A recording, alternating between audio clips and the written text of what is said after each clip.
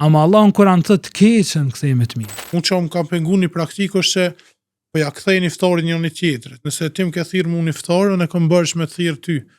Se nuk e di sa është praktike e mirë kështu, po. Mas pak të është Islam. Po.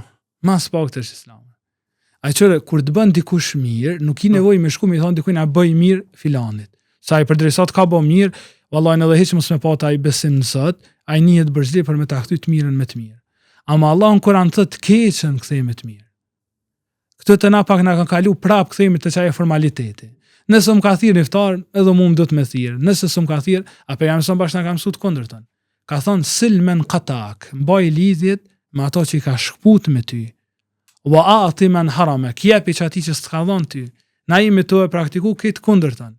Kështu që është gabim, është një lloj gare në kthimin e iftarit. Mos e këshir atë ka thirr apo nuk të ka thirr.